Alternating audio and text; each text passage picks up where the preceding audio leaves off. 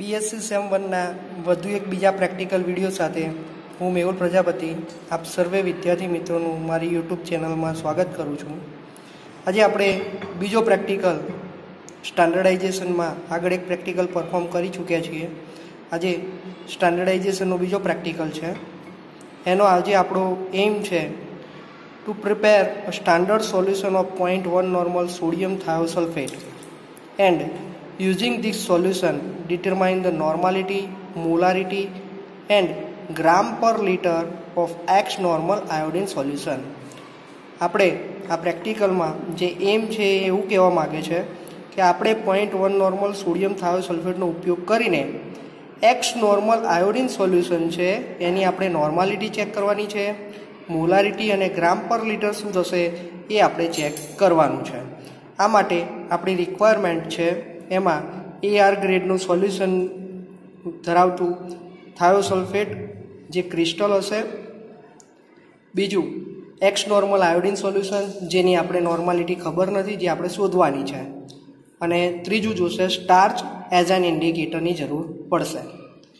વાત કરીએ પ્રિપરેશન, આપણે જે સોડિયમ થાયોસલ્ફેટ લઈશું એ કઈ રીતે બનાવીશું તો prepare of standard 0.1 normal Na2H2O3 into 5H2O। આ Na2H2O3 into 5H2O એ શું છે? સોડિયમ થાયોસલ્ફેટનું અણુસૂત્ર છે। તો 1 નોર્મલ સોડિયમ થાયોસલ્ફેટ બનાવવા માટે આપણે 1000 ml ની અંદર 247 ગ્રામ સોડિયમ થાયોસલ્ફેટને ઓગાળ્યો છે ત્યારે 1 નોર્મલ સોડિયમ થાયોસલ્ફેટ બનશે। પરંતુ આપણે સપોઝ કે 100 ml 0.1 નોર્મલ સોડિયમ થાયોસલ્ફેટની જરૂર છે તો એના માટે 2.48 ગ્રામ અહીં જે બતાવ્યું છે 2.48 ગ્રામ એ સોડિયમ થાયોસલ્ફેટનું વજન કરીશું અને એ વજન 100 ml પાણી લઈ અને એને ઓગાળીશું ત્યારે જે સોલ્યુશન બનશે એ આપણું કેટલું બનશે? 0.1 નોર્મલ સોડિયમ થાયોસલ્ફેટનું સોલ્યુશન બની જશે। પ્રોસેસની વાત કરીએ પહેલાં ઓબ્ઝર્વેશન ઉપર જોઈએ।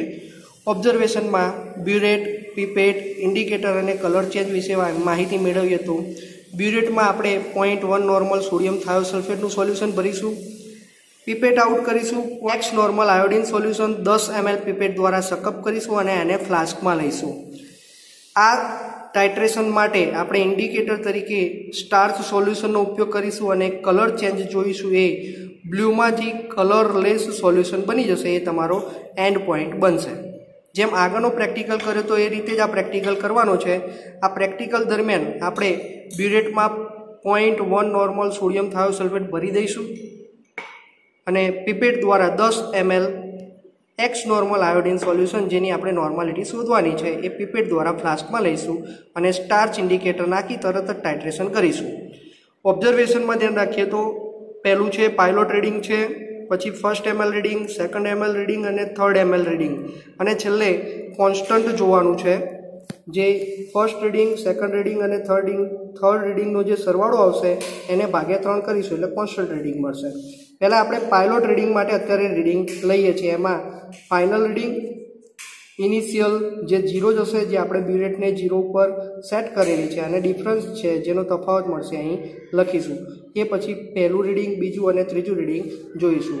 તો અત્યારે આપણે પાયલોટ રીડિંગના રીડિંગ લઈએ તો બ્યુરેટમાં આપણે પહેલેથી જ સોડિયમ થાયોસલ્ફેટ ભરી દીધો છે અને એર બબલ ના રહી જાય એની પણ ધ્યાન રાખીશું અને અહીં જે આપણું રીડિંગ છે 0 ઉપર સેટ કરીશું અને બ્યુરેટ થાયોસલ્ફેટથી એકવાર પહેલાં રિન્સ પણ કરવી પડે, સાફ કરી અને પછી જ એની અંદર થાયોસલ્ફેટ ભરવાનું।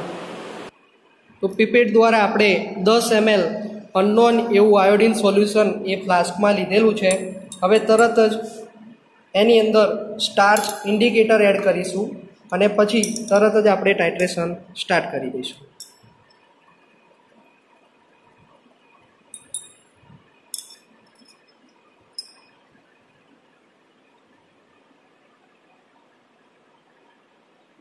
આપણે જે અહીં પહેલું રીડિંગ લઈશું એ પાયલોટ રીડિંગ માટે એટલે દર વખતે 1 ml નાખી અને ફ્લાસ્કને આપણે હલાવતા જઈશું।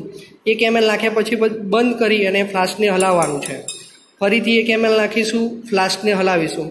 એટલે જ્યારે પાયલોટ રીડિંગ લેવાનું થાય ત્યારે ખાસ ધ્યાન રાખવાનું કે 1 ml જ નાખવાનું છે, અને જે રીડિંગ આવશે આપણે છેલ્લે નોટ કરીશું. બરાબર છે.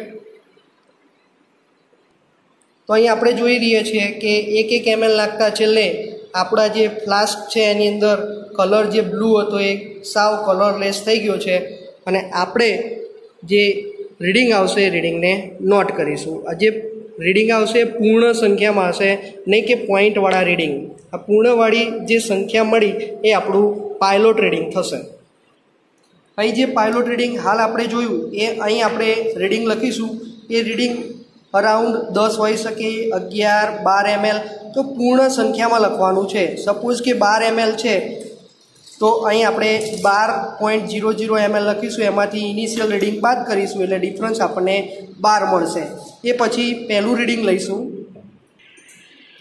પહેલું રીડિંગ જે આવશે અહીં સપોઝ કે આપણું પાયલોટ રીડિંગ 12 મળ્યું છે તો પહેલું રીડિંગ 12થી ઓછું હશે અને 11થી વધારે હશે એટલે 11 પોઈન્ટ પછી કોઈ રીડિંગ આવતું હશે અને એ માટેનો આપણો પાયલોટ થશે 12. એટલે અહીં પહેલું રીડિંગ જે આવશે એ લખીશું. બીજી વખત અને ત્રીજી વખત જે રીડિંગ આવશે આ ત્રણે રીડિંગનો સરવાળો કરી અને એને 3 વડે ભાગીશું એટલે બીજું રીડિંગ જે આ કોન્સ્ટન્ટ કહેવાશે એ ml આપણને મળશે. હવે આપણે ફરીથી પહેલાં રીડિંગ માટેનું ટાઇટ્રેશન કરીએ.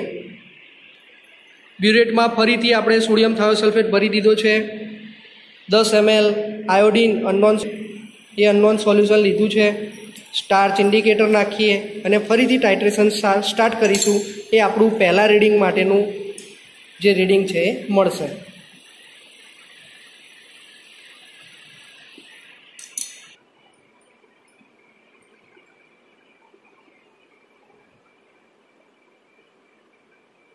તો અહીં આપણે જોઈએ છીએ આપણું જે ફ્લાસ્ક છે એની અંદર કલર છે એ જતો રહ્યો છે અને કલરલેસ સોલ્યુશન બની ગયું છે. તો એ માટે જે અહીં રીડિંગ આવ્યું છે એ રીડિંગ આપણે નોટ કરીશું. આ રીડિંગ છે 11ની ઉપર 2 કાપા જેટલું છે, 2 થી 3 કાપા.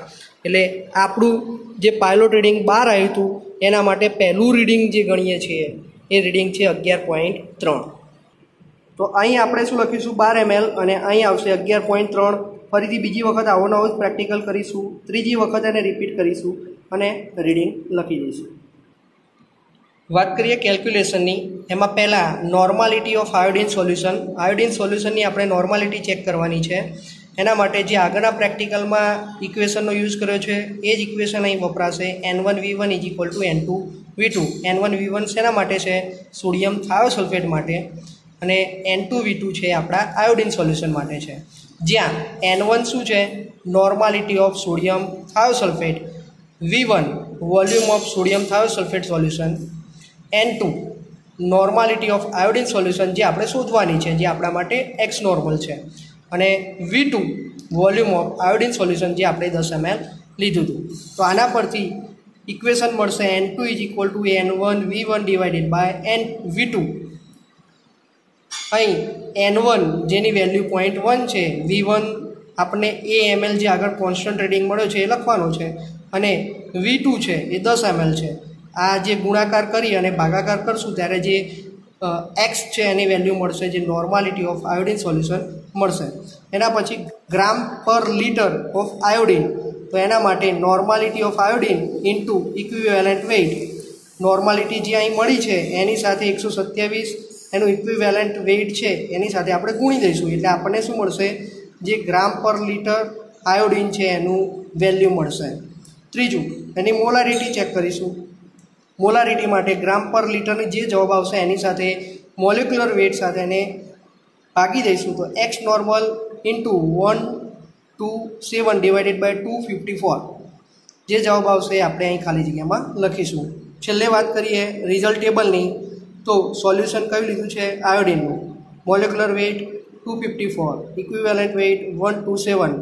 નોર્માલિટી જે અહીં નોર્માલિટી મળી છે એ નોર્માલિટી એક્સ નોર્મલ આવશે એ આપણે અહીં લખીશું. મોલારિટી હાલ જે છેલ્લે મળી એ મોલારિટી લખીશું. ગ્રામ પર લિટર અહીં જે જવાબ આવશે એ આપણા માટે ગ્રામ પર લિટર મળશે. તો આ પ્રેક્ટિકલ અહીં પૂર્ણ જાહેર કરીએ છીએ. આવા જ એક ફરીથી બીજા પ્રેક્ટિકલ વિડીયો સાથે આપણે ફરી મળીશું.